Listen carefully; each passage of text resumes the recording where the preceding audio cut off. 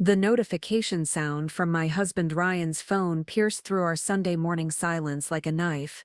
It was 7:23 a.m., and we were supposed to be enjoying lazy pancakes and coffee in our downtown Seattle apartment.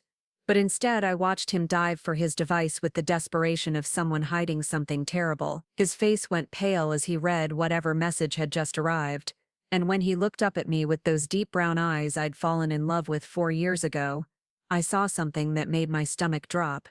Guilt. Before we jump back in, tell us where you're tuning. And if this story touches you, make sure you're subscribed, because tomorrow I've saved something extra special for you. Who's texting you this early on a Sunday? I asked, trying to keep my voice light while my heart hammered against my ribs. Work emergency, he said, already pulling on his jeans with frantic movements. The Morrison project needs immediate attention. I have to go in. Ryan worked as a senior architect at Blackstone Associates, a prestigious firm that designed luxury hotels across the Pacific Northwest. Sunday emergencies weren't unheard of, but something about his panic felt different. Wrong. Can't it wait until Monday? I asked, watching him grab his keys and wallet from our kitchen counter. We were supposed to go furniture shopping for the guest room today.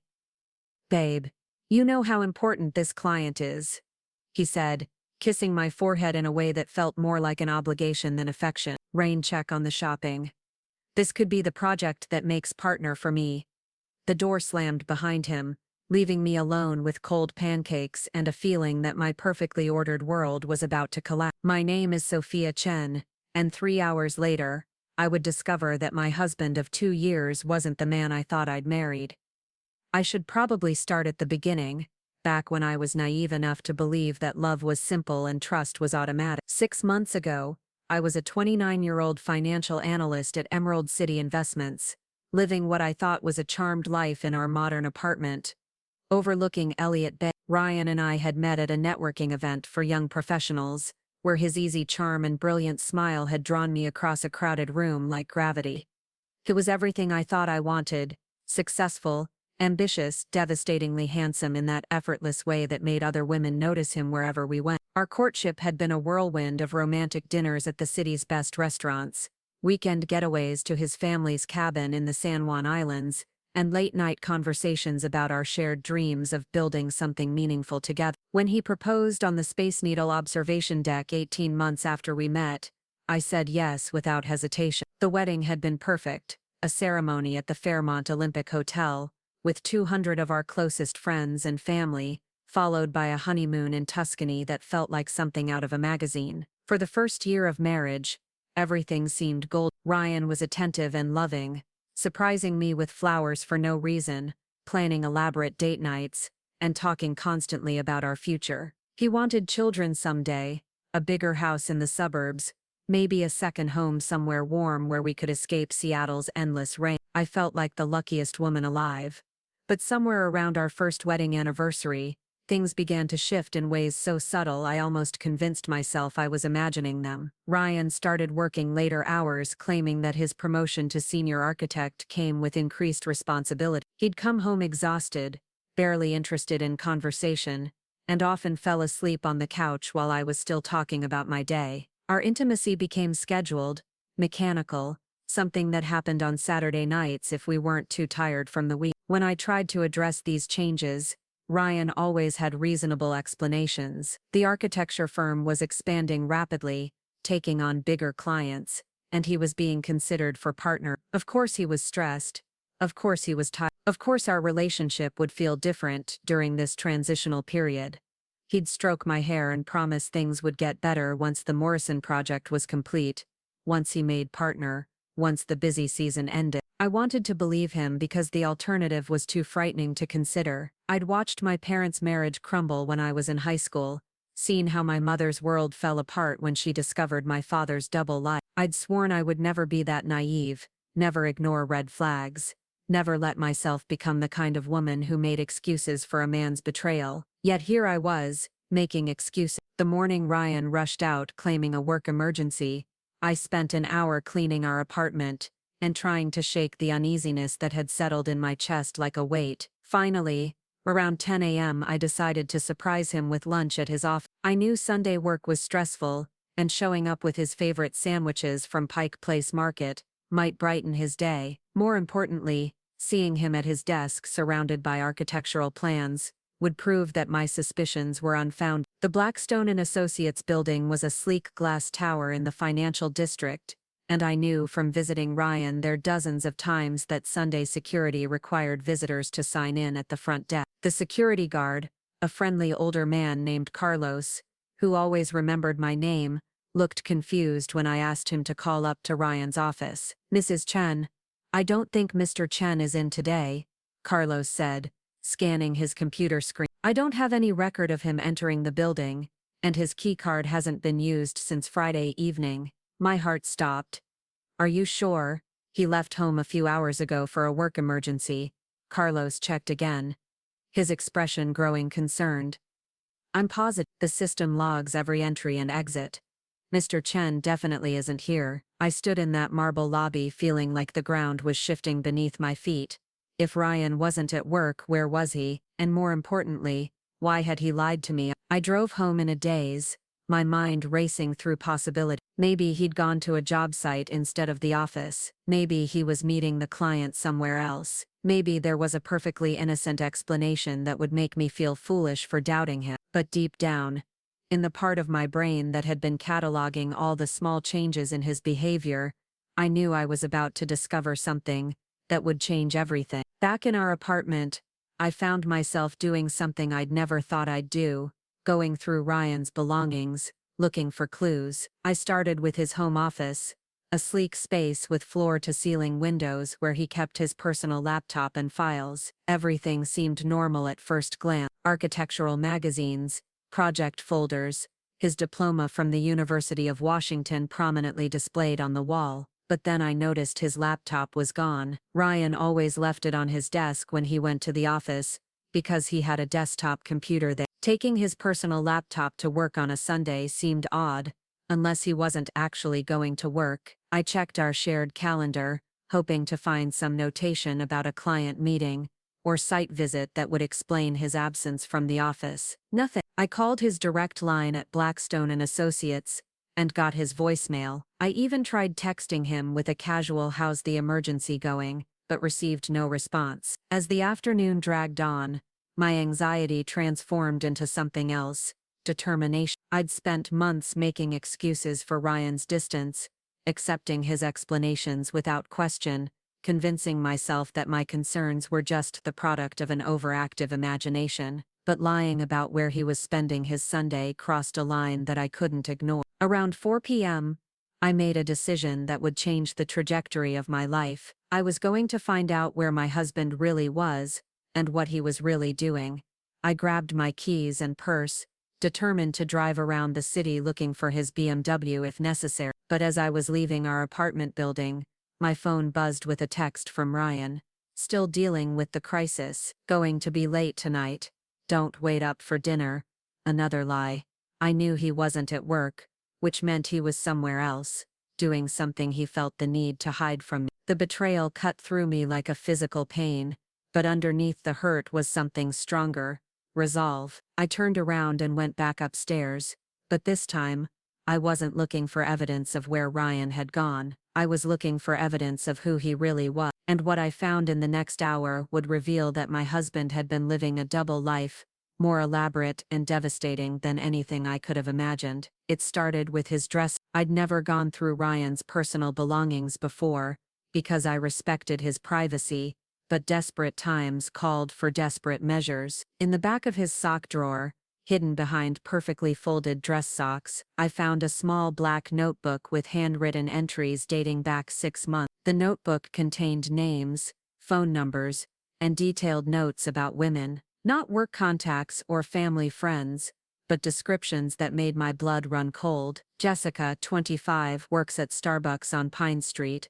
loves hiking, responds well to compliments about her eye. Amanda, 28, marketing coordinator, recently broke up with longtime boyfriend, vulnerable to romantic gestures. Page after page of information about women, documented with the meticulous attention to detail that Ryan brought to his architectural project. Phone numbers, addresses, personal details about their lives, jobs and relationship histories. It was like reading a hunter's journal. Preparing and narrating this story took us a lot of time. So if you are enjoying it, subscribe to our channel. It means a lot to us. Now, back to the story. Except the prey was lonely women looking for love. My hands shook as I flipped through the notebook, recognizing some of the names as women Ryan had mentioned in passing, as work acquaintances, or friends from the gym. Women he'd claimed to barely know, yet here were intimate details about their personal lives, their vulnerabilities, their romantic history. But the worst revelation came on the final page, where Ryan had written what appeared to be a strategy guide for managing multiple relationships simultaneously, tips for keeping stories straight, advice for avoiding detection, and most damning of all, a rating system for the women he was pursuing based on their potential value and difficulty level. I was apparently listed as primary, high value, low maintenance, financially stable, unlikely to investigate, low maintenance, unlikely to investigate. He'd been counting on my trust, banking on my naivety, using my love for him as a shield while he pursued other women. The betrayal was so complete, so calculated, that I felt physically ill. But finding the notebook was just the beginning. Armed with the knowledge that Ryan was definitely not the man I'd married, I began a more systematic search of our shared life. What I discovered over the next 2 hours painted a picture of deception so elaborate that I wondered how I'd missed it for so long. His computer browser history, which I accessed using a password I'd seen him type dozens of times, revealed frequent visits to dating websites and social media platforms I'd never seen him use: Tinder, Bumble, Cam, even more specialized dating apps that catered to specific interests and demographics. He'd been active on all of them, maintaining multiple profiles with different photos and biographical information. The Tinder profile was the most shocking. Instead of using recent photos that I might recognize, Ryan had used pictures from before we met, back when he was younger and had a different haircut. His profile name was Drew Matthews, and his biography claimed he was a 28-year-old freelance photographer who loved rock climbing and traveling. Everything about it was a lie except for his physical appearance. His Drew Matthews persona had been busy. Screenshots saved to his phone showed conversations with dozens of women over the past year, many of whom he'd apparently met in person. The messages were flirtatious, romantic, and completely inconsistent with being a married man. He'd told these women he was single, looking for something serious, ready to settle down with the right person. But what made me truly sick was reading the recycled lines he'd used on multiple women. Compliments about their smiles, stories about his ideal date, even personal anecdotes about his childhood that I'd thought were special moments between us. Everything he'd said to win my heart had been part of a script he was using on strangers. I found evidence of dates I'd never known about, restaurant receipts from nights when he'd claimed to be working late or having dinner with clients, hotel charges from weekends when he'd said he was visiting his parents in Portland, credit card statements showing purchases at jewelry stores, flower shops, and expensive restaurants during times when he'd told me he was too busy with work to be romantic. The financial betrayal was almost as devastating as the emotional one. We shared a joint checking account for household expenses, but Ryan also maintained a separate account that I'd assumed was for his personal spending money. Looking at the statements I found in his filing cabinet, I realized he'd been funding his elaborate dating life with money from our joint savings, the account we'd established to save for a house down payment. Thousands of dollars had been spent on other women, expensive dinners, weekend getaways, gifts that he'd never given me during the same time period. While I'd been carefully budgeting our household expenses and contributing to our shared savings goals, Ryan had been treating other women to the romantic lifestyle I thought we couldn't afford. But the discovery that broke my heart completely was a folder hidden in his desk drawer labeled insurance papers. Inside, along with legitimate policy documents, I found printed screenshots of text conversations with a woman named Victoria. The messages were from just 2 weeks ago, after Ryan and I had celebrated our second wedding anniversary, with a quiet dinner at home because he'd said money was tight due to work being slow. "Can't wait to see you this weekend," Victoria had written. The spa package you booked sounds amazing. You deserve to be pampered, Ryan had replied. I love spoiling you. You're going to make some woman very happy someday when you're ready to settle down. I'm getting closer to that decision every day, just need to sort out some complicated situations first. Complicated situation. That's what our marriage was to him, a complication that he needed to sort out so he could move on to someone new. I sat on our bedroom floor surrounded by evidence of Ryan's betrayal, feeling like my entire life had been revealed as an elaborate lie. Every conversation we'd had about our future, every plan we'd made together, every moment of intimacy we'd shared, had been happening while he was actively pursuing other women and planning his exit from our marriage. The man I'd fallen in love with, the man I'd trusted with my heart and my future, didn't exist. He was a character Ryan had created to win my affection while he auditioned for my replacement, and according to his text messages with Victoria, he was getting close to making his choice. But as I sat there processing the magnitude of his deception, something shifted inside me. The devastation and heartbreak were real, but underneath those emotions was something harder and more determined. I wasn't going to be the naive wife who discovered her husband's affairs and quietly filed for divorce. I wasn't going to let Ryan control the narrative or manipulate the situation to his advantage. If my husband wanted to play games, I was going to show him that he'd seriously underestimated his opponent, and I was going to make sure that when this was over, everyone would know exactly who Ryan Chen really was. The plan that formed in my mind over the next few hours was audacious, risky, and completely unlike anything I'd ever attempted before, but Ryan had been playing a long con on me for months, possibly years. It was time to turn the tables and give him a taste of his own medicine. I was going to catfish my own husband. By 8 p.m., Ryan still hadn't come home, and I'd used the time to transform from devastated wife into strategic opponent. I'd photographed every piece of evidence I'd found, uploaded the files to a secure cloud storage account, and begun researching the women whose names appeared in his notebook. What I discovered was even more disturbing than his dating profile. Many of the women Ryan had been pursuing were recently divorced, recently widowed, or going through difficult life transitions that made them vulnerable to his manipulation. He wasn't just cheating on me, he was specifically targeting women who were emotionally fragile and likely to be grateful for attention from an attractive, successful man. Jessica from the coffee shop had lost her father 6 months ago and was struggling with grief. Amanda, the marketing coordinator, had just ended a 5-year relationship and was dealing with the emotional aftermath of moving out of the home she'd shared with her ex-boyfriend. Sarah, a nurse at Seattle Children's Hospital, was a single mother working 2 jobs to support her young daughter. Ryan had researched these women's vulnerabilities and crafted his approach specifically to exploit their emotional needs. He wasn't just unfaithful, he was predatory.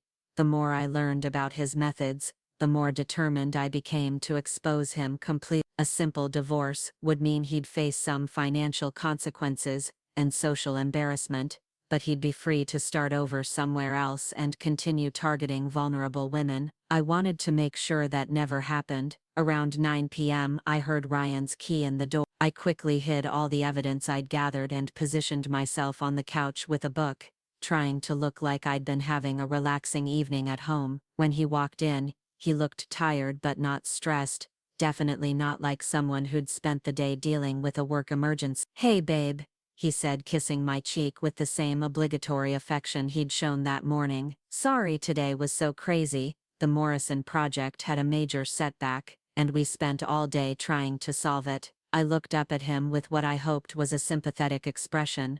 "That sounds stressful. Did you get it figured out?" "Mostly, probably have to work through the weekend though." Another lie delivered with practiced ease. "How was your day? Did you end up going furniture shopping?" "No, I didn't feel like going alone. Maybe next weekend when you're not so busy." "Definitely," he said, already moving toward the bedroom. "I'm exhausted, going to take a shower and crash early." I watched him disappear into our ensuite bathroom and marveled at how normal he seemed. No guilt, no nervousness, no indication that he'd spent the day with another woman instead of at work. He'd become so comfortable with lying to me that it required no effort at all. That night, as Ryan slept peacefully beside me, I stared at the ceiling and finalized my plan. I was going to create a fake dating profile using photos of a friend who lived across the country, someone attractive enough to catch Ryan's attention, but not so stunning that he'd be suspicious. I was going to become exactly the kind of woman he targeted, recently heartbroken, emotionally vulnerable, and looking for a genuine connection. I was going to make Ryan fall for someone who didn't exist, and then I was going to use his own methods against him to get him to confess everything on video. By the time I was finished with him, he'd have provided all the evidence I needed to destroy his reputation and ensure that his pattern of manipulating women came to an end. The next morning, Ryan left for work with the same casual kiss and promised to call me later. As soon as his car was out of sight, I put my plan into motion. I called in sick to my job, claiming I was coming down with something, and settled in for what I knew would be a long day of preparation. First, I reached out to my college roommate, Maya, who now lived in Portland and worked as a freelance graphic designer. Maya had always been supportive of my relationship with Ryan, but when I explained what I'd discovered and what I needed from her, she didn't hesitate to help. "That bastard," she said when I finished telling her about the notebook and the dating profiles. "Of course you can use my photos, use whatever you need to nail him." Maya was perfect for my purposes, beautiful but not intimidatingly so, with long dark hair and an approachable smile that would appeal to someone like Ryan. More importantly, she had recent photos that weren't connected to any social media accounts he might have seen, since she maintained a deliberately low online profile for professional reasons. Next, I created an entirely new identity. Elena Rodriguez, 27 years old, recently moved to Seattle from San Francisco, after a painful breakup with her longtime boyfriend. She worked as a freelance writer, loved hiking and photography, and was cautiously optimistic about finding love again after having her heart broken by someone she'd trusted completely. Elena's backstory was carefully crafted to appeal to Ryan's pattern. She was new to the city and didn't have many friends yet, making her socially isolated. She was dealing with recent heartbreak, making her emotionally vulnerable. She was creative and independent, but not overly successful, making her someone he could position himself as rescuing or improving. I spent hours perfecting Elena's Tinder profile,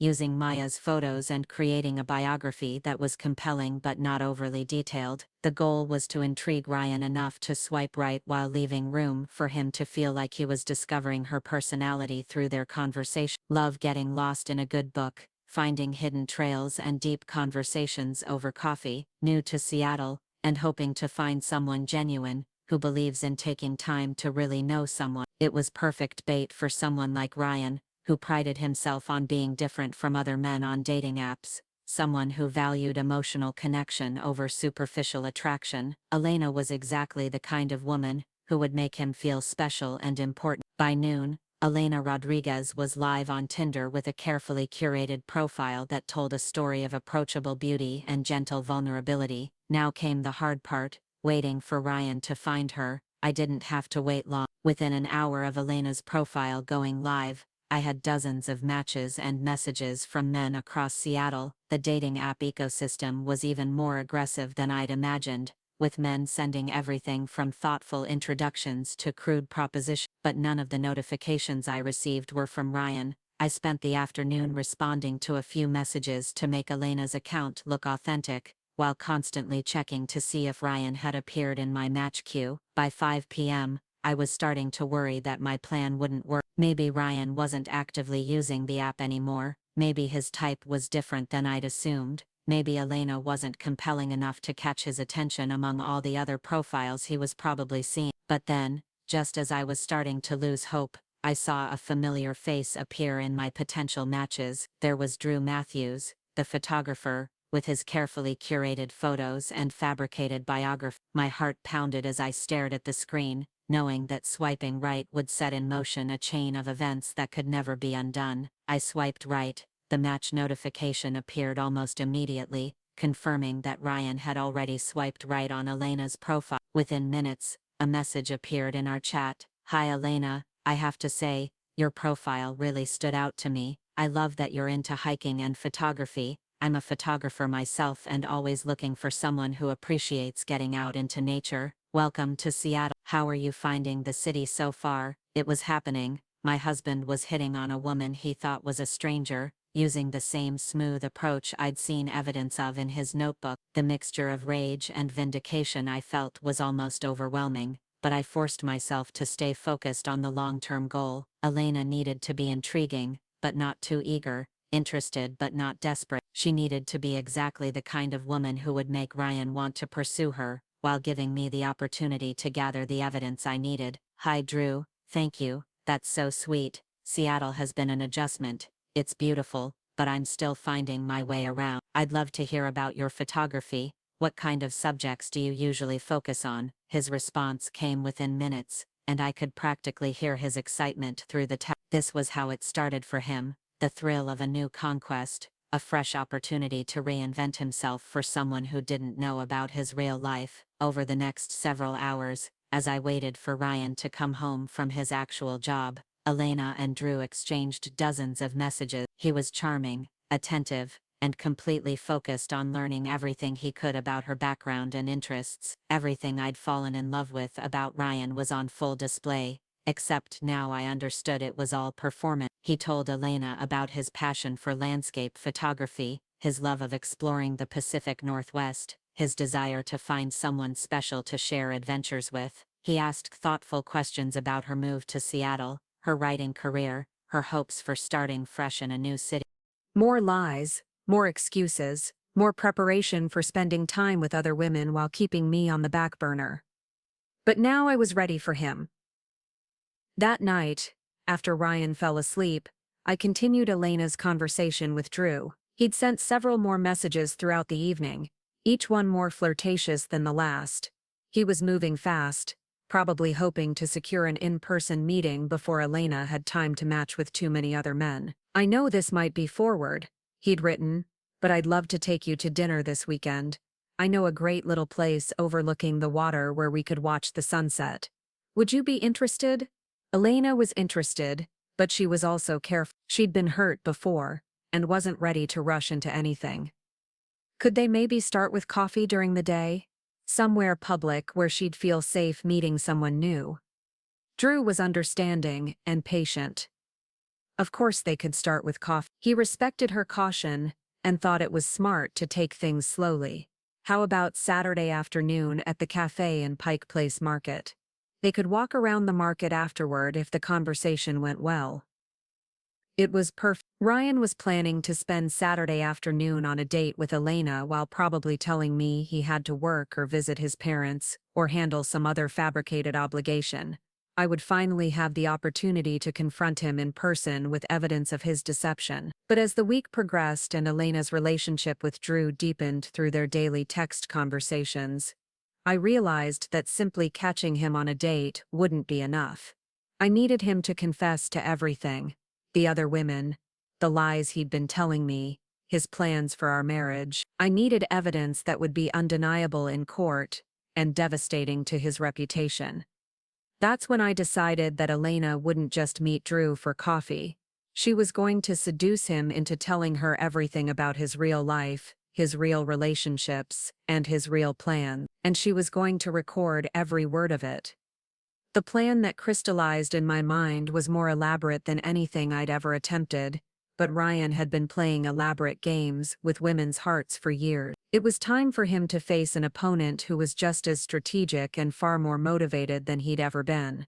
Elena was about to become Ryan's worst nightmare, a woman who was smarter than he was, more determined than he was, and completely committed to exposing him for exactly what he was. By the time she was finished with him, everyone in Ryan's life would know the truth about the man behind the charming facade. The countdown to Saturday had begun, and I was ready to give Ryan Chen the performance of his life. Friday evening arrived with the weight of anticipation that comes before life-changing events. Ryan came home from work in an unusually good mood, humming while he showered and spending extra time styling his hair in a way that suggested he was preparing for something important. As we sat down to dinner, he delivered the news I'd been expecting. "I have to work tomorrow," he said, cutting into his salmon with careful precision. "Big presentation on Monday and the team wants to spend Saturday going over everything one more time." I nodded sympathetically, playing the role of supportive wife while my pulse quickened with anticipation. That's too bad. I was hoping we could do something together this weekend. Soon, babe. Once this project wraps up, things will be different. He reached across the table and squeezed my hand, and I marveled at how easily the lies rolled off his tongue. Why don't you call your sister? Maybe you two can have a girls' day. The suggestion was perfect. Actually, it gave me the freedom to execute my plan without having to manufacture excuses for where I'd be Saturday afternoon. That's a good idea. We haven't caught up in weeks. That night, as Ryan slept peacefully beside me, I finalized every detail of Elena's meeting with Drew. Through our text conversations over the past week, I'd learned that my husband was even more manipulative than I'd initially realized. He'd crafted an elaborate backstory for his photographer persona, complete with fake details about his childhood, his education, and his relationship history. Drew Matthews had grown up in Portland, attended the Art Institute of Seattle, and had recently ended a long-term relationship with a woman who hadn't appreciated his artistic ambition. He was looking for someone who would understand his creative soul and support his dreams of opening his own photography studio.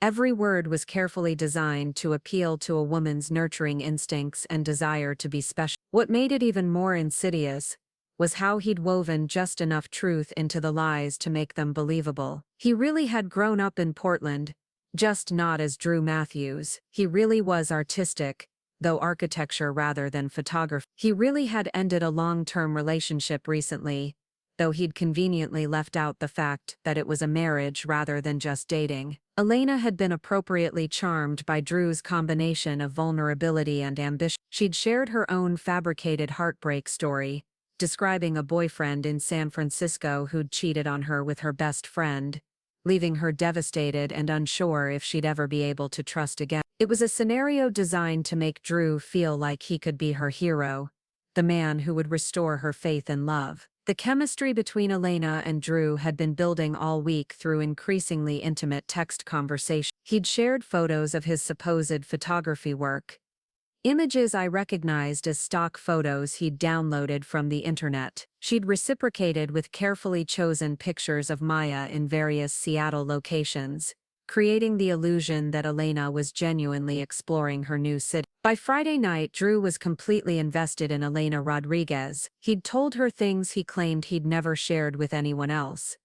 Secrets about his dreams and fears that I now realized were probably recycled confessions he used to create intimacy with every woman he targeted. The manipulation was so sophisticated that I almost felt sorry for all the women who'd fallen for it before understanding its true purpose. Saturday morning dawned gray and drizzly, typical Seattle weather that would actually work in my favor. The Pike Place Market Cafe where Elena and Drew were meeting had indoor seating with small, intimate tables, perfect for recording conversations without being overheard. I'd spent hours researching the location, identifying the best spots for both privacy and documentation. Ryan left for his fictional work meeting at 10 a.m., kissing me goodbye with the same casual affection that had once meant everything to me and now felt like another calculated performance. "I'll probably be late tonight," he said, adjusting his jacket in the hallway mirror. "Don't wait up." Of course he'd be late. His date with Elena was scheduled for 2 p.m., and based on their text conversations, he was clearly hoping it would extend well into the evening. He'd already suggested they might grab dinner after coffee if they were enjoying each other's company, and Elena had coyly agreed that she'd like to see where the afternoon led. After Ryan left, I began my own transformation. Elena Rodriguez needed to be beautiful enough to live up to Maya's photos, but not so glamorous that she'd attract unwanted attention from other men at the cafe. I chose a flowing blue dress that Maya had worn in one of her profile pictures, paired with ankle boots and a leather jacket that suggested artistic flair without being overly dramatic. The most challenging part was the technology. I'd spent the previous evening learning how to use a discreet recording app on my phone that would capture high-quality audio even when the device was hidden in my purse. I'd also borrowed a small video camera from my brother, who worked in marketing and had access to professional recording equipment. The camera was designed to look like an ordinary pen, and could record both audio and video for hours without being detected. But technology was only part of the solution. The real challenge would be getting Ryan to confess to things he'd never admit to his wife but might reveal to a woman he was trying to impress. Elena would need to be the perfect audience for his ego, someone who would be fascinated rather than horrified by his conquests. I arrived at Pike Place Market 30 minutes early, needing time to scout the location and position myself strategically. The cafe was busy with Saturday afternoon tourists, but I managed to secure a corner table with a clear view of the entrance and minimal foot traffic around it. I ordered a coffee I didn't want and opened a book I couldn't concentrate on, playing the role of a slightly nervous woman waiting for a first date. At exactly 2 p.m., I saw Ryan enter the cafe, looking around with the confident expression of a man who expected to be noticed. He dressed carefully in dark jeans and a gray sweater that I knew was his favorite because it brought out his eyes. His hair was perfectly styled, and he moved with the easy grace that had first attracted me to him 4 years ago. For a moment, seeing him scan the room looking for Elena, I felt a stab of something that might have been regret. This was still my husband, the man I'd shared a bed with every night for 2 years. The man whose laugh I knew better than my own heart. Whatever happened next would destroy our marriage completely, and probably ruin his reputation permanently. But then I remembered the notebook full of women's names and vulnerabilities. I thought about the money he'd stolen from our joint savings to fund his dating life. I remembered his casual dismissal of me as low maintenance and unlikely to investigate. The moment of weakness passed, replaced by steely determination. I raised my hand in a small wave, and Ryan's face lit up with genuine pleasure as he spotted Elena for the first time. He approached my table with confident strides, and I found myself looking at my husband through the eyes of a stranger, seeing him the way his victims saw him in those first moments before they understood what he really was. Elena, his smile was radiant, designed to make a woman feel like the only person in the room. You're even more beautiful than your photos, Drew. I stood up to greet him, allowing him to kiss my cheek in the European style Maya had taught me years ago. Thank you. That's so You're quite handsome yourself. We settled into our seats, and I watched Ryan activate what I now recognized as his seduction protocol. He leaned forward attentively, maintained steady eye contact, and asked thoughtful questions about my week, while sharing charming anecdotes about his own experiences. To anyone watching, we looked like a perfectly normal first date between two attractive people getting to know each other. So tell me about your photography, I said, settling into Elena's slightly breathless tone of voice. Your work is absolutely stunning. How long have you been doing it professionally? The lie came so easily that I wondered how many times he'd practiced it. About 5 years now. I actually started in college, just taking pictures for fun, but people kept telling me I had a natural eye for it. He pulled out his phone and showed me more stolen images, describing each one as if he'd personally captured it. This one was taken during a sunrise hike in the Cascades. I had to wake up at 4 a.m. to get the lighting just right. I made appropriately impressed sounds while mentally cataloging every fabrication for later use. That's incredible.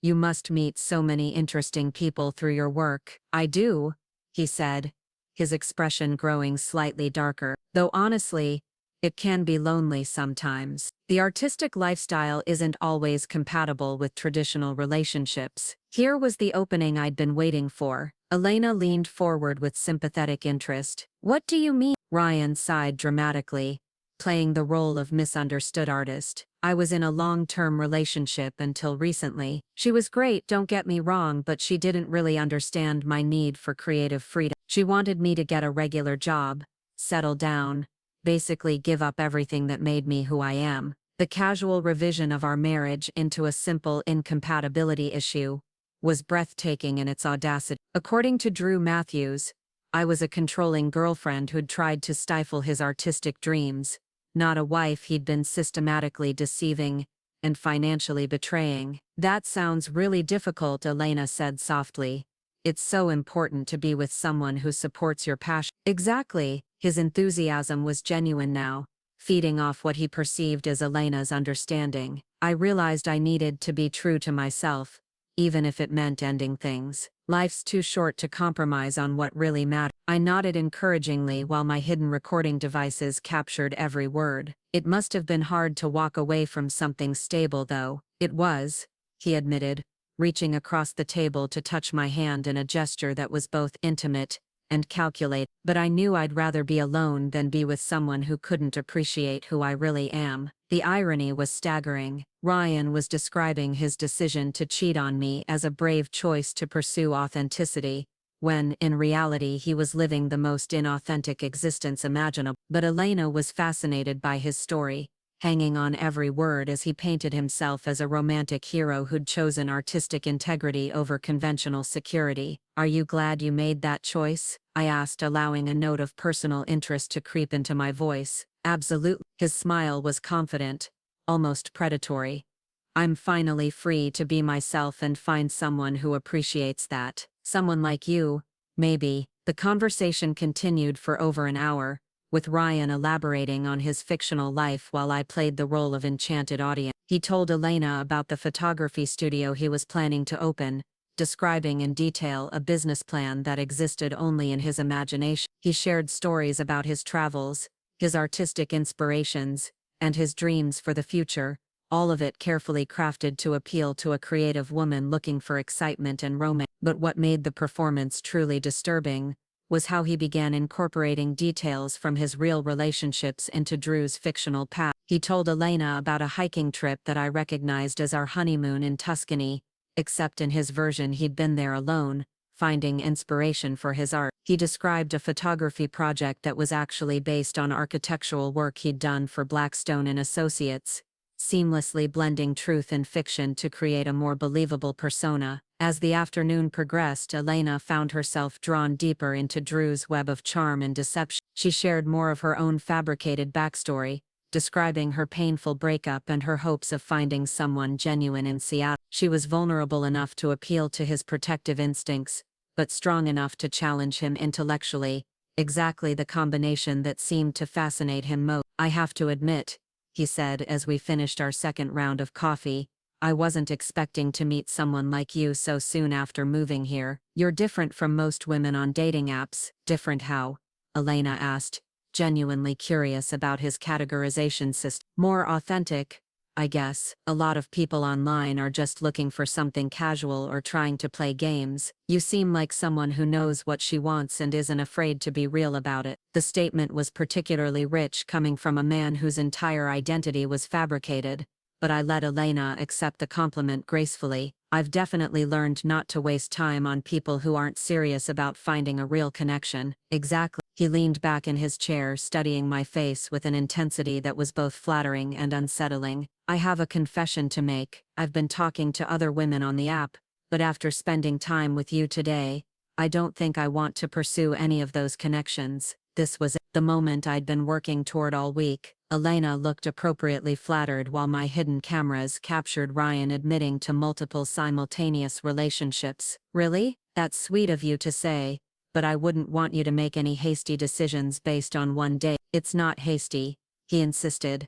"I know what I want, and I want to see where this goes between us. Exclusively." The word exclusively coming from a married man was almost laughable, but Elena was touched by his apparent sincerity. "I'd like that too, but I should probably be honest about something. I'm still dealing with some trust issues from my last relationship. It might take me a while to feel completely secure." This was the perfect setup for what I really wanted to hear. If Ryan was truly committed to pursuing Elena, he'd need to prove that he was different from other men, that he could be trusted completely, and men trying to prove their trustworthiness often revealed more than they intended. "I understand completely," he said, his voice taking on the gentle tone I remembered from our early courtship. "Trust has to be earned, especially after you've been hurt. I'm willing to be patient and transparent about everything."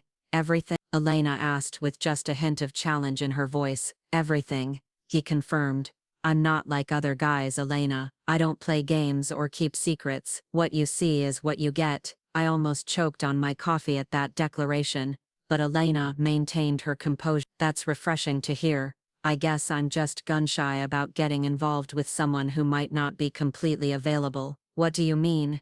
Elena hesitated, as if debating whether to voice her concern. I've been burned before by guys who claim to be single but turned out to have girlfriends or even wives. It's made me really cautious about trusting too quickly. Ryan's expression grew serious and I could see him calculating how to respond. This was his opportunity to come clean, to admit that he was married, and perhaps explain his situation honestly. Instead, he doubled down on his deception. "I can promise you that's not an issue with me," he said firmly.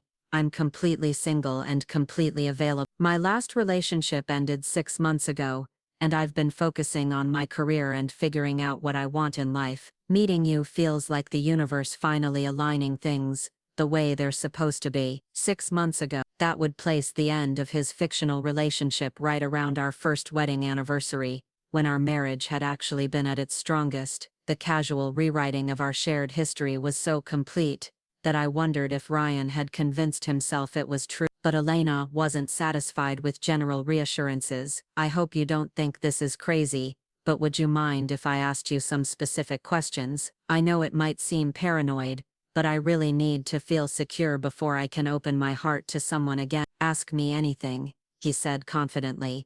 "I have nothing to hide." This was the moment I'd been building toward all week. Elena was about to become the woman who got Ryan Chen to confess everything, and he was going to do it willingly because he thought he was impressing her with his honesty. "Have you ever been married?" she asked, her voice soft but direct. "No," he replied without hesitation. "I've had serious relationships, but I've never been married. I guess I've never met the right person before." The lie was so bold, so complete, that I felt physically dizzy. Our marriage certificate was hanging in our bedroom at home, our wedding photos were displayed throughout our apartment, and yet here he was denying that any of it had ever happened. "What about living with someone? Have you ever been in a relationship where you shared a home?" "I lived with my ex for about a year," he said, apparently referring to me, "but it didn't work out. She wanted different things than I did, and eventually we realized we weren't compatible long-term." Elena nodded sympathetically. "That must have been hard,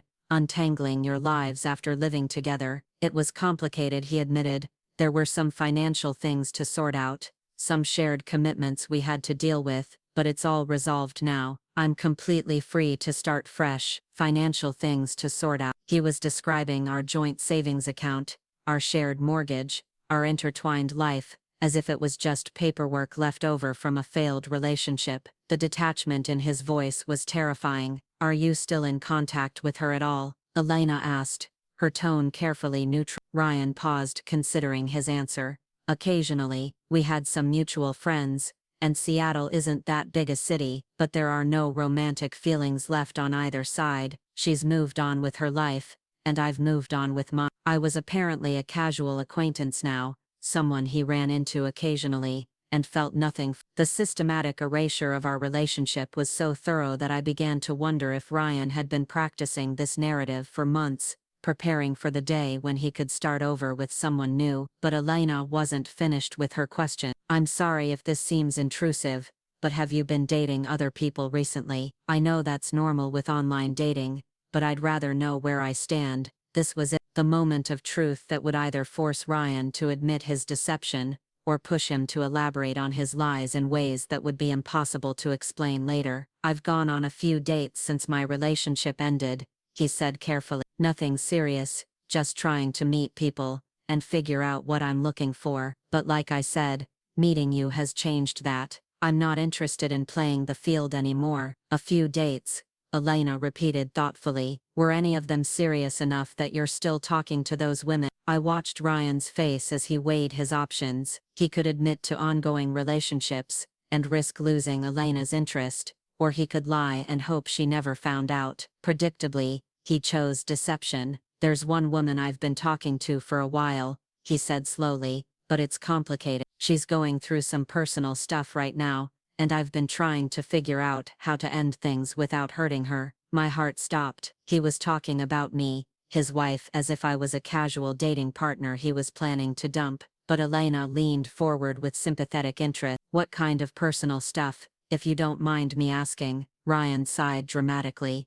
"She's been dealing with some health issues, and I think she's become a bit dependent on me for emotional support. I've been trying to be there for her as a friend, but I don't want to lead her on when I know we don't have a romantic future. Health issues. The only health problems I'd had in the past year were stress-related, probably caused by unconsciously sensing that my marriage was falling apart. But in Ryan's narrative, I was a needy woman clinging to him for support while he tried to let me down gently. That's really compassionate of you, Elena said softly. A lot of men would just disappear instead of trying to handle it sensitive. I couldn't do that to her, Ryan replied, his voice full of false nobility. She's a good person, just not the right person for me. I want to make sure she's okay before I completely cut ties. The patronizing tone was infuriating, but I forced Elena to maintain her sympathetic expression. It sounds like you're being as kind as possible under the circumstances. I try to be, but it does make things complicated when I meet someone like you that I actually want to pursue seriously. Elena tilted her head with interest.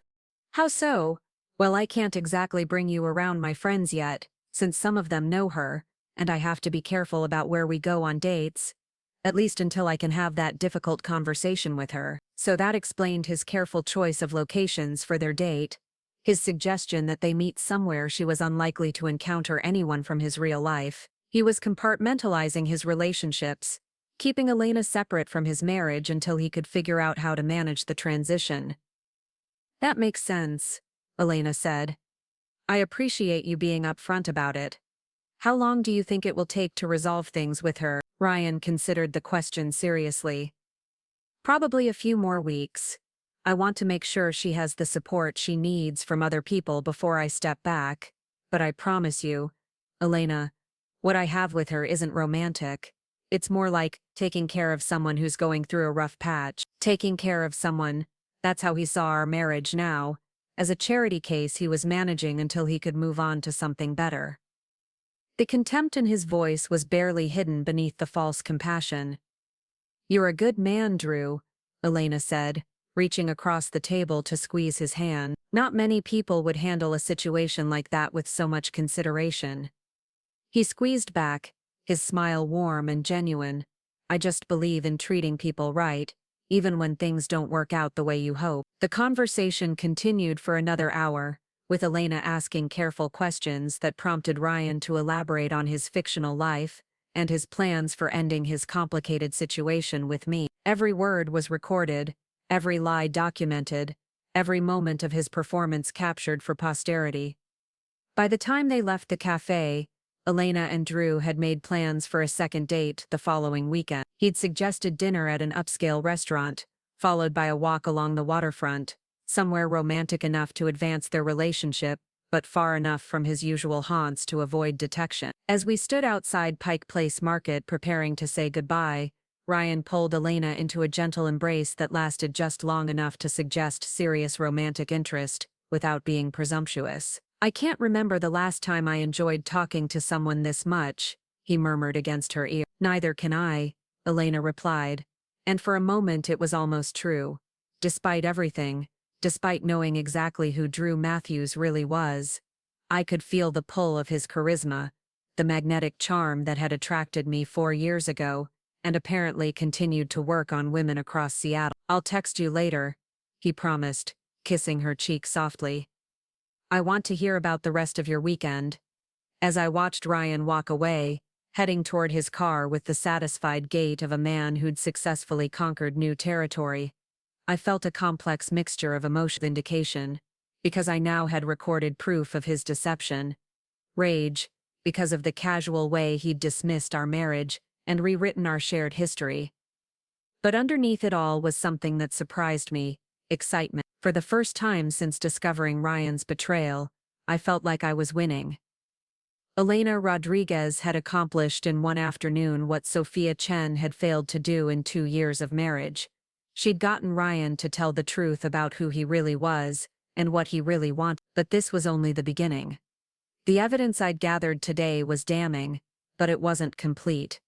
I needed Ryan to reveal more about his methods, his other victims, and his long-term plan. I needed him to confess to things that would destroy, not just our marriage, but his entire carefully constructed facade. Elena's relationship with Drew was just getting started, and by the time it was finished, Ryan Chen would have provided all the evidence necessary to ensure he never manipulated another woman again. That evening, as I sat in our apartment, listening to Ryan describe his fictional day at work, I studied his face for any sign that he suspected what had really happened. But his performance as loving husband was as polished as his performance as available bachelor had been that afternoon. "How was your day, babe?" he asked, settling onto the couch beside me with the casual affection of a man with nothing to hide.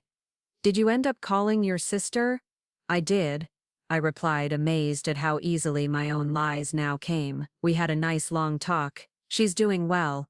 "Good. I'm glad you had something to do while I was stuck in meetings all day." He was so comfortable with deception that he seemed to genuinely believe his own stories, or maybe he'd just had so much practice lying to me that it required no conscious effort anymore. "How did the presentation preparation go?" I asked, curious to see how elaborate his cover story would become. "Really well, actually. I think we're in good shape for Monday." He stretched casually, the picture of a hard-working man relaxing after a productive day. "The team's really coming together on this project." I nodded sympathetically while mentally comparing his fictional day to the reality I'd witnessed. While Sophia Chen was being told about presentation preparation, Elena Rodriguez had been hearing about health issues and complicated emotional situations. Two completely different narratives for two different audiences, both delivered with absolute conviction. My phone buzzed with a text message, and Ryan glanced over curiously.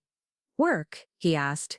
"Just my sister," I said, though the message was actually from Maya, asking how the confrontation had gone. "She's sending me photos from her weekend." "Nice," Ryan said, already losing interest and turning his attention back to the television. But even as we settled into our usual evening routine, I could feel his restlessness, his distraction. Part of his mind was still with Elena, replaying their afternoon together and planning their next encounter. He was mentally living in two different relationships simultaneously, playing husband to me and potential boyfriend to her, keeping track of different stories and different versions of himself. Later that night, as Ryan slept peacefully beside me, I listened to the recordings I'd made that afternoon. Hearing his voice through headphones, discussing our marriage as if it was a casual relationship he was trying to end gracefully, was even more devastating than experiencing it in real time. But it was also empowering. For the first time since discovering his betrayal, I had concrete evidence of his deception, not just financial records or dating profiles, but audio recordings of Ryan himself describing his intentions and method. Evidence that would be impossible for him to explain away or dismiss. Tomorrow Elena would begin phase 2 of her relationship with Drew Matthews, and this time, she'd be prepared to dig even deeper into the mind of the man who thought he was too smart to ever get caught. The week following Elena's first date with Drew was a masterclass in deception from both sides. Ryan came home each evening with elaborate stories about client meetings and project deadlines, while I crafted equally fictional accounts of job interviews and apartment hunting for Elena's benefit. We were both living double lives now, but only one of us knew it. Elena and Drew's text relationship intensified rapidly. He was clearly smitten with his new conquest, sending her good morning messages, sharing photos of his day, and asking detailed questions about her thoughts and feelings. What he didn't realize was that every message was being screenshot and saved, every conversation documented as evidence of his systematic deception. The most revealing exchanges happened late at night, when Ryan thought I was asleep. He would slip into the bathroom with his phone, sending Elena increasingly intimate messages about his feelings for her and his excitement about their developing relationship. These midnight conversations painted a picture of a man desperately unhappy in his current situation, and counting down the days until he could start fresh with someone new. "I keep thinking about our afternoon together," he texted Elena on Tuesday night. "You make me remember what it feels like to be truly excited about someone." "I feel the same way," Elena replied. "It's been so long since I met someone who made me want to take risks again." "I want to take every risk with you," came his immediate response. "I know it's crazy to feel this strongly so soon, but something about you makes me want to be completely honest." The irony was breathtaking. Ryan was expressing a desire for honesty while maintaining one of the most elaborate deceptions I'd ever encountered. But Elena encouraged his confessions, positioning herself as the understanding woman who would love him, despite his complicated past. "I appreciate you being open with me about your situation," she wrote. "It shows how much character you have that you're handling things so responsibly." "I've never had someone be so understanding about it," he replied. "Most women would run if they knew I was still dealing with an ex who's going through personal struggles." There it was again, the casual dismissal of our marriage as merely an inconvenient relationship with an ex. But this time, Elena pushed for more details. "What kind of struggles is she dealing with? I want to understand what you're going through." Ryan's response came after a long pause, and I could practically feel him calculating how much to reveal. "She's been having some emotional issues lately. Anxiety, depression, that sort of thing. Her family isn't very supportive, so I've become kind of her main source of stability." Emotional issues, depression.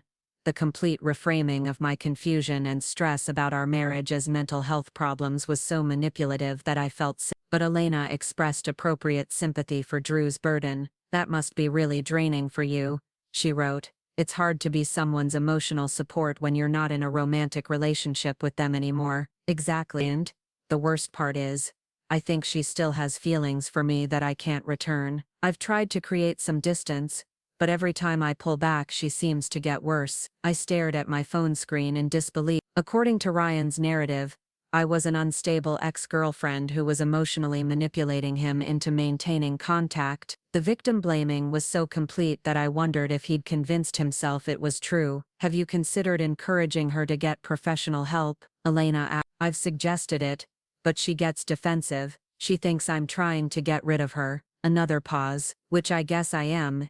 In a way, I just want to do it gently so she doesn't completely fall apart." The condescending tone made my skin crawl, but it also revealed something important about Ryan's psychology. He needed to see himself as the benevolent rescuer, the good guy who was carefully managing a difficult situation rather than the married man cheating on his wife. Elena would use this need for moral validation to draw out even more damaging admissions. By Thursday, Elena had successfully positioned herself as Ryan's confidant and emotional support system. He was sharing details about his complicated situation that he would never admit to anyone in his real life, pouring out his frustrations and desires to the one person who seemed to understand him completely. "Sometimes I feel like I'm living someone else's life," he confessed during one of their late-night conversations, "like I'm playing a role that doesn't fit who I really am anymore." "What would your real life look like if you could choose freely?" Elena asked. "Traveling, creating art, being with someone who appreciates those things, living authentically instead of pretending to be satisfied with conventional stability."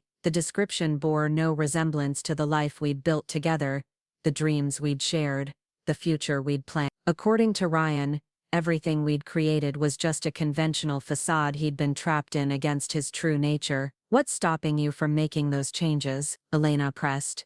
"Responsibility, I guess, obligations to other people, the fear of hurting someone who's already fragile." "But what about your responsibility to yourself? Don't you deserve to be happy?" It was the perfect question, appealing to his selfishness while making it sound noble. Ryan's response was immediate and revealing. "You're right.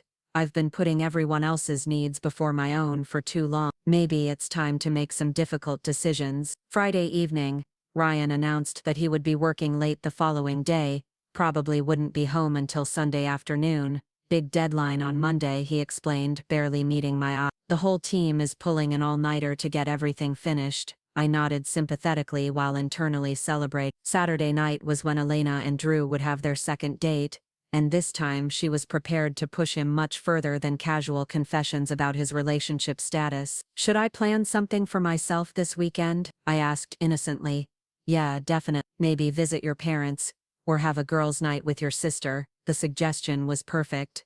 It gave me complete freedom to execute the final phase of my plan without having to account for my whereabouts. Saturday afternoon, Elena received a text from Drew confirming their dinner reservation at Canlis, one of Seattle's most exclusive restaurants. The choice revealed his confidence in their relationship and his willingness to invest serious money in impressing her. It also showed that he was no longer worried about being seen in public with another woman, suggesting he'd made some kind of decision about his marriage. I spent the afternoon preparing for what I knew would be the most challenging performance of my life. Elena needed to be irresistible enough to lower Ryan's defenses completely while skilled enough to guide him toward confessing things he'd never admit under normal circumstances. The recording equipment was more sophisticated this time. Along with the audio app on my phone, I'd purchased a small camera that could be concealed in my purse and would capture both video and sound for hours. Maya had also agreed to provide real-time support via text,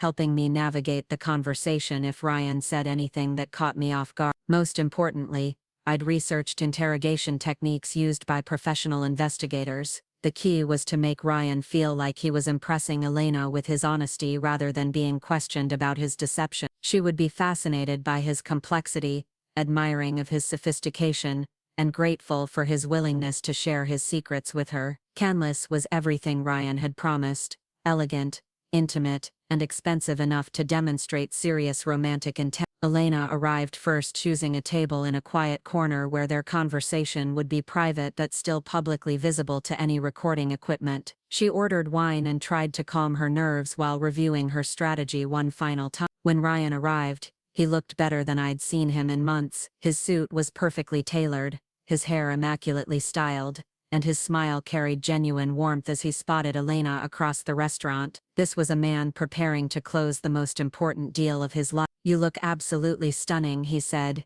kissing her cheek before taking his seat.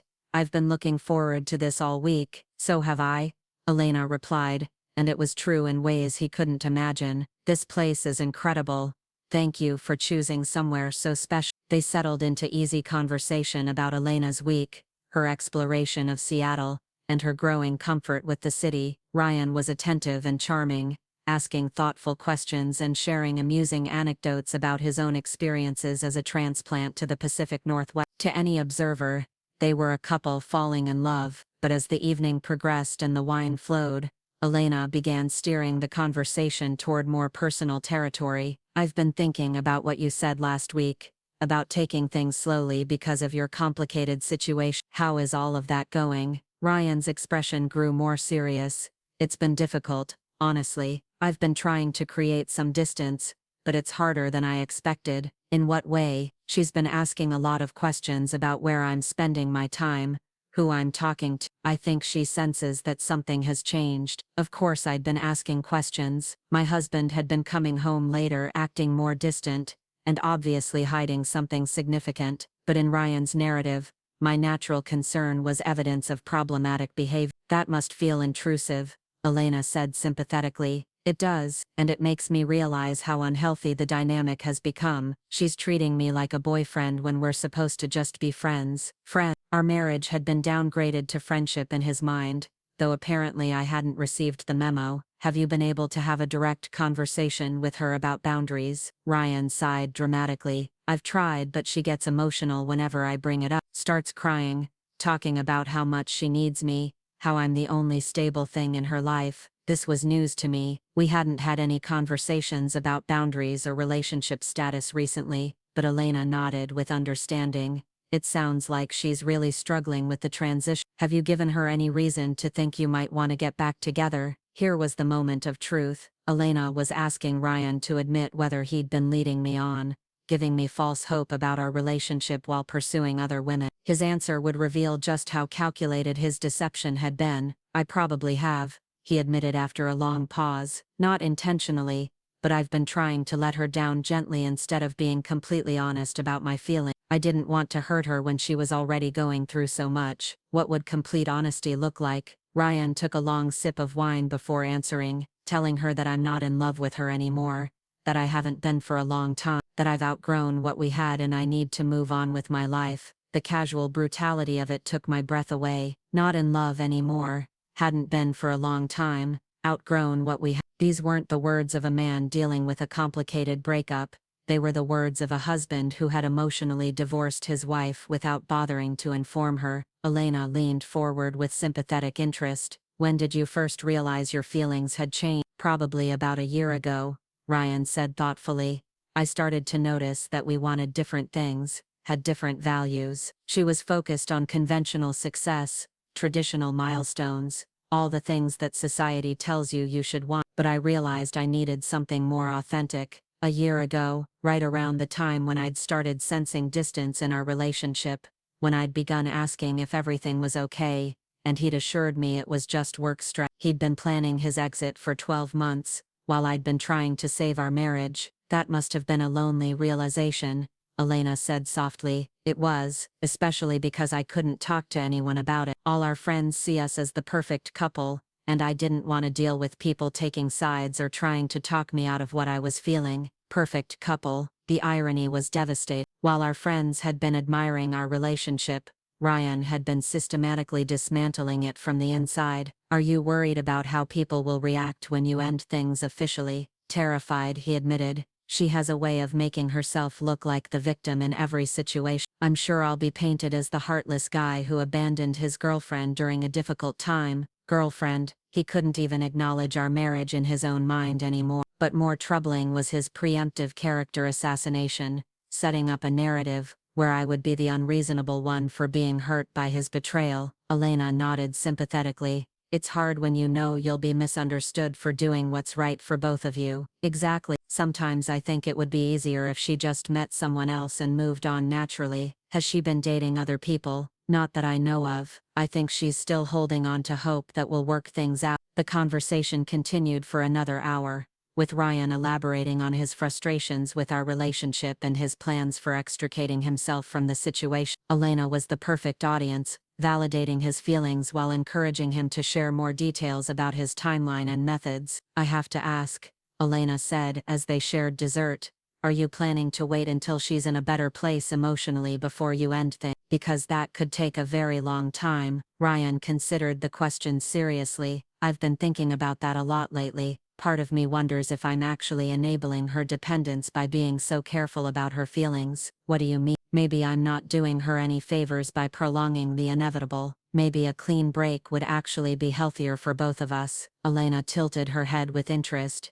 What would a clean break look like? Just telling her the truth about how I feel and what I want, regardless of how she reacts. Moving out, cutting contact, forcing both of us to move forward with our lives. Moving out. This was the first time Ryan had mentioned any concrete plans for ending our marriage, and hearing him discuss it so casually while I sat across from him was surreal. Where would you go? Elena asked. I've been looking at apartments downtown, closer to work. Small place, just for me, where I can figure out what I want my life to look like. He'd been apartment hunting without mentioning it to me. The betrayal kept expanding, each revelation worse than the last. That sounds like a big step. Are you ready for that kind of change? Ryan's smile was confident. I think I am, especially now that I have something to look forward to. He reached across the table and took Elena's hand, his thumb tracing gentle circles across her knuckle. Meeting you has reminded me what it feels like to be excited about the future. Elena smiled warmly while my hidden cameras captured every moment of my husband declaring his love for a woman who didn't exist, while planning to abandon the woman who did. I'm excited about our future too, she said softly, but I want to make sure we're building something real, something that won't hurt other people. What do you mean? I just want to know that when you're ready to be with me fully, it won't be because you ran away from something difficult. I want to be your choice, not your escape. It was a masterful question, designed to make Ryan prove his commitment by explaining exactly how he planned to handle the end of his marriage. You're not my escape, Elena. You're my inspiration. His voice carried the intensity of a man making a life-changing declaration. Being with you has shown me what I've been missing, what I deserve to have in my life. And what's that? Someone who understands me, who appreciates my dreams, who makes me want to be the best version of myself. Someone I can build an authentic life with. Elena squeezed his hand encouragingly. I want that too. But I need to know that you're choosing me for the right reasons, not just because you're unhappy with your current situation. I'm choosing you because you're everything I never knew I was looking for, Ryan said earnestly, and I'm ready to do whatever it takes to prove that to you. Even if it means having some difficult conversations with your ex. Especially that. I realize now that I've been putting off the inevitable because I was afraid of conflict. But you deserve better than someone who's not completely available. Elena smiled as if she'd just received the most romantic declaration of her life, while I sat across from my husband, listening to him promise another woman that he would divorce me. When do you think you'll talk to her? Elena asked gently. Ryan considered the question. Soon, maybe this week. I've been putting it off too long, and it's not fair to any of us. What will you tell her? The truth. That I care about her as a person, but I'm not in love with her anymore. That I need to move on with my life, and she needs to do the same. Will you tell her about me? Another pause. Eventually. Yes, not right away, because I don't want her to think this is about replacing her with someone else. But once she's had time to process the breakup, I want to be honest about having met someone special. Elena nodded approvingly. That seems like the most respectful way to handle it. I want to do this right. Ryan said firmly. I want to end things with her in a way that allows both of us to move forward with dignity. Dignity. The word was almost laughable, coming from a man who had been systematically deceiving his wife for months, while planning her replacement. As the evening wound down, Elena and Drew made plans for the following weekend, a romantic getaway to the San Juan Islands, where they could have uninterrupted time together. Ryan was clearly planning for this to be the trip where their relationship became fully intimate, the celebration of his transition from married man to single one. I can't wait to show you some of my favorite places up there, he said, as they prepared to leave the restaurant. There's something magical about being surrounded by all that natural beauty. Elena agreed enthusiastically, while mentally noting that he was taking her to the same location where we'd honeymooned 2 years earlier. The recycling of romantic experiences was just another layer of his deception. Outside the restaurant, Ryan pulled Elena into an embrace that was significantly more passionate than their previous goodbye. Thank you for tonight, he murmured against her ear, for listening, for understanding, for being exactly what I need right now. Thank you for trusting me with all of this.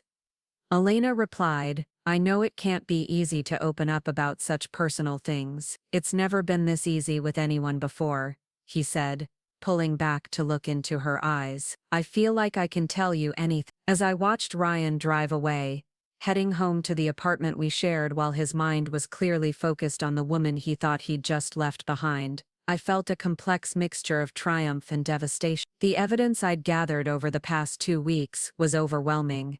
Hours of recorded conversations, documented lies, and clear proof of his intentions to end our marriage. But more than that, I now understood exactly who Ryan Chen really was. Not just an unfaithful husband, but a calculated manipulator, who had spent our entire relationship auditioning for my replacement, while rewriting our shared history to justify his betrayal. The final phase of my plan would require one more performance from Elena Rodriguez.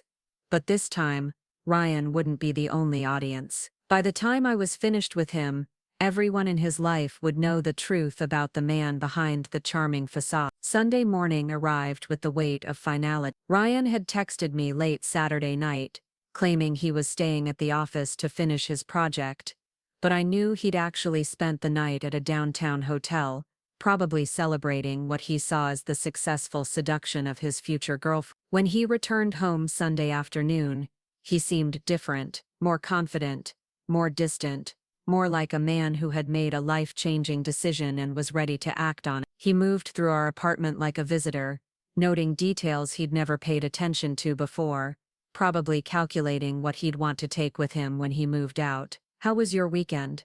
He asked as he unpacked his overnight bag.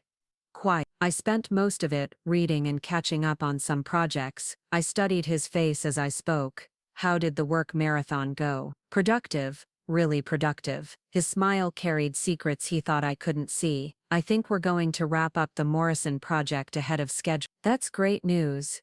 Does that mean you'll have more free time soon? Actually, it might mean some changes, he said carefully. The firm is expanding, taking on bigger clients. There might be some opportunities for advancement. What kind of opportunities? Travel, mostly. Client meetings in other cities, site visits, that sort of thing. It could mean being away from home more often. The lie was so transparent that I almost laughed. Ryan wasn't planning to travel for work. He was planning to end our marriage and start a new life with Elena. But he needed time to execute his plan, to find an apartment and figure out the logistics of his escape. That sounds like it could be good for your career, I said supportively. I think it will be. He paused, studying my face as if seeing me for the first time in months. Sophia, can I ask you something? My heart raced. This was it.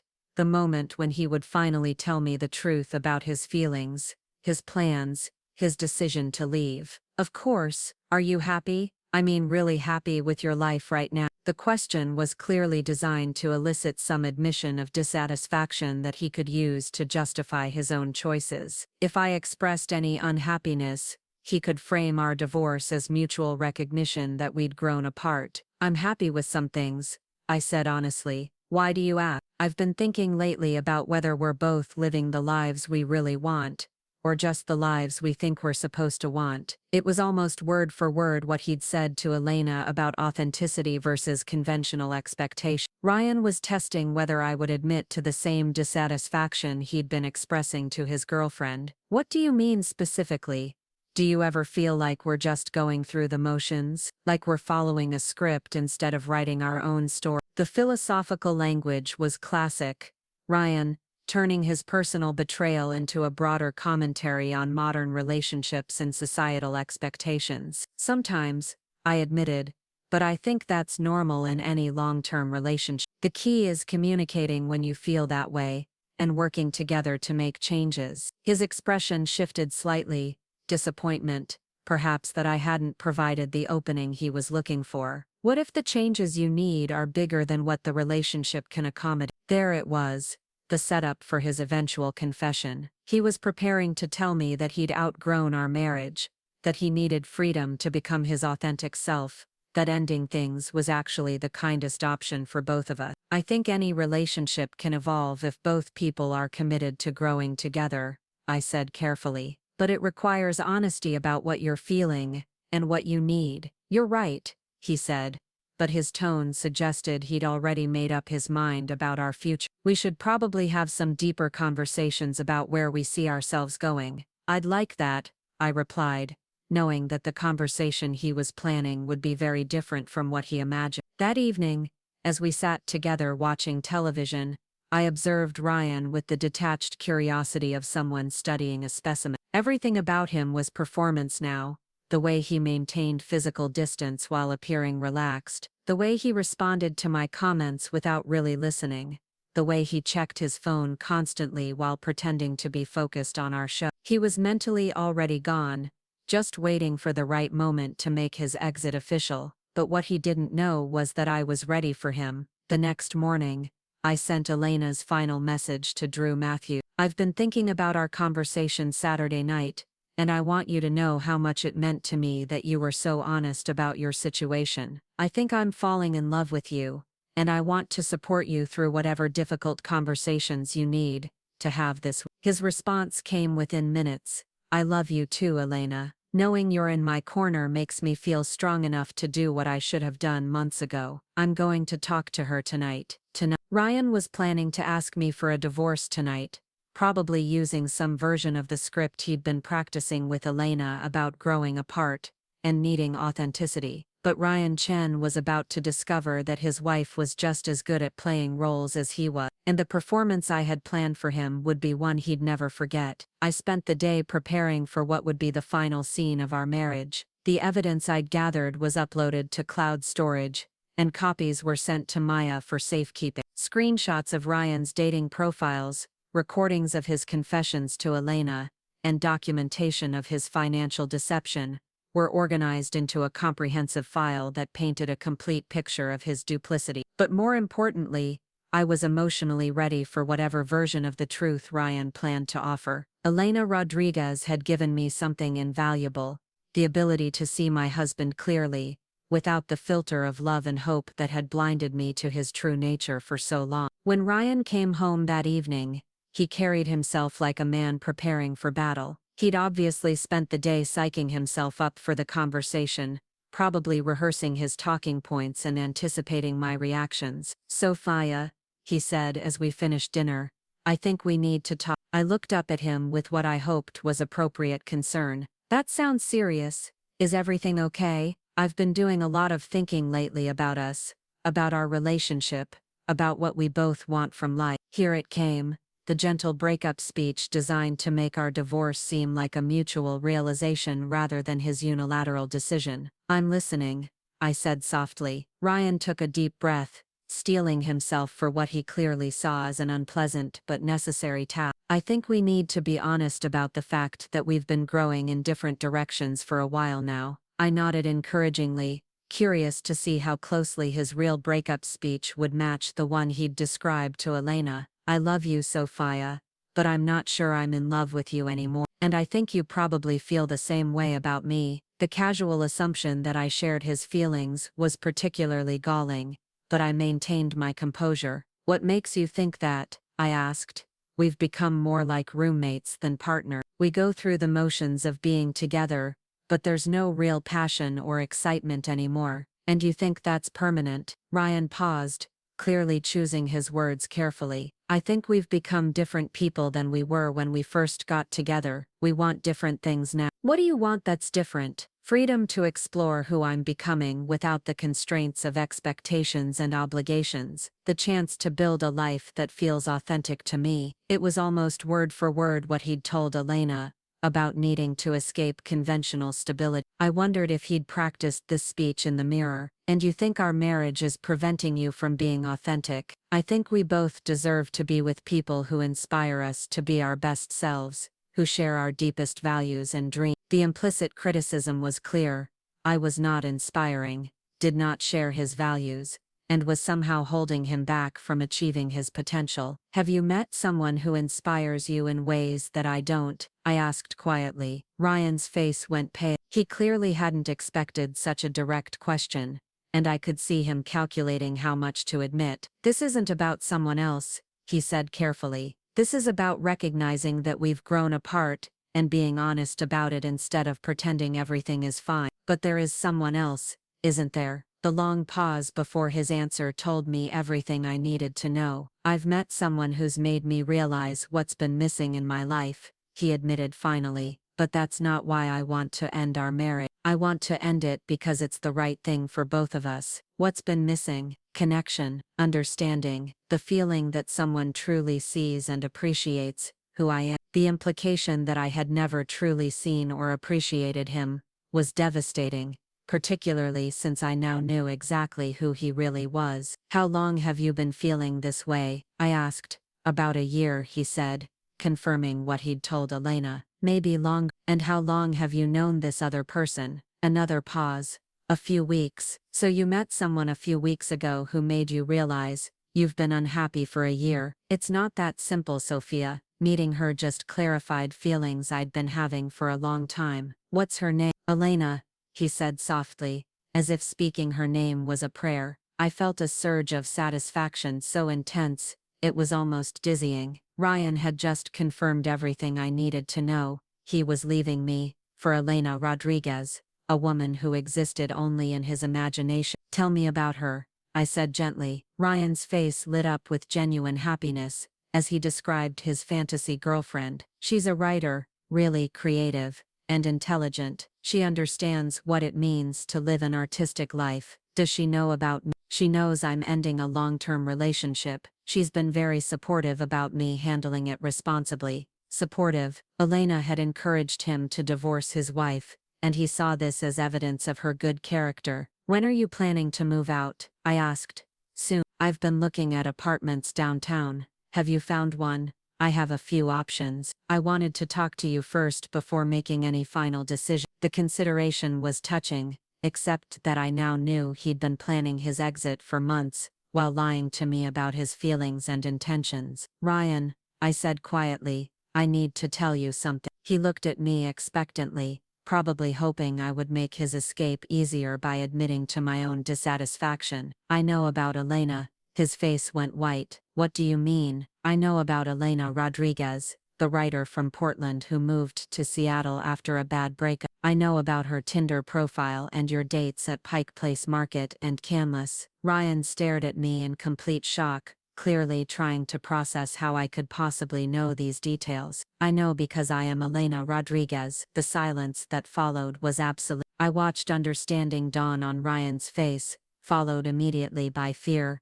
then calculation as he tried to figure out what this meant for him. That's impossible, he whispered. I pulled out my phone and opened the Elena Rodriguez Tinder profile, showing him Maya's photos and the conversation history they'd built together. Drew Matthews, right? The photographer who's never been married and just ended a relationship with a clingy ex, who has emotional problems. Ryan's face cycled through a dozen expressions as the full scope of his exposure became clear. Sophia, I can explain. You can explain how you told another woman that you weren't in love with me anymore, how you described our marriage as a burden you were trying to escape, how you've been planning to divorce me while stealing money from our joint accounts to fund your dating life. His mouth opened and closed silently as he realized that denial was impossible. Or maybe you'd like to explain how you've been apartment hunting without telling me, or how you increased your Tinder activity right after our second wedding anniversary. How long have you known? He asked finally. 2 weeks. Since you claimed to have a work emergency that Sunday and I discovered you weren't actually at the office. 2 weeks, he repeated, understanding that every conversation we'd had since then had been a performance. Elena has recordings of everything, Ron. Every lie you told, every confession you made, every plan you shared about ending our marriage. The implications hit him like physical blows. Not only had he been caught cheating, but he'd provided detailed evidence of his deception to the very person he'd been deceiving. What do you want? He asked quietly. I want you to understand that you're not the only one who's been living authentically, I said calmly. I want you to know that Elena Rodriguez was everything you thought you wanted, someone who understood your dreams, supported your decisions, and made you feel special. She was perfect for you. She wasn't real, neither was Drew Matthews. But the difference is, Elena was created to expose a liar. Drew was created to deceive innocent women. Ryan slumped forward, finally grasping the magnitude of what I'd accomplished. I also want you to understand that this marriage is over, but not because we grew apart or want different things. It's over because you're a predator who systematically deceives women, and I won't be your victim anymore. Sophia, please. Elena has already consulted with a divorce attorney. The proceedings will begin tomorrow. You'll be receiving papers at your office. His face crumpled as he realized I'd been planning my own exit strategy. The recordings of your confessions will ensure that any divorce settlement reflects the reality of your deception. The evidence of your financial fraud will be shared with law enforcement, and your dating profiles will be forwarded to every woman in your contact list, along with recordings of you describing how you manipulate vulnerable targets. You can't do that. I can and I will. Elena Rodriguez was your dream girl, Ryan. She was everything you thought you wanted in a woman, and she's going to be your worst nightmare. I stood up from our dining table, looking down at the man I'd once loved more than anything in the world. You wanted authenticity. This is who I really am when someone tries to destroy me. You wanted freedom. You'll have all the freedom you can handle, along with the reputation you've earned. As I walked toward our bedroom to pack the bags I'd already prepared, I heard Ryan calling my name, his voice breaking with panic and desperation. But Elena Rodriguez had taught me something invaluable. Some performances deserve a standing ovation, and some deserve to be exposed as fraud. The woman walking away from Ryan Chan wasn't the same woman who'd discovered his Tinder profile 2 weeks earlier. She was someone stronger, smarter, and completely done with being underestimated. Up next, you've got 2 more standout stories right on your screen. If this one hit the mark, you won't want to pass these up. Just click and check them out.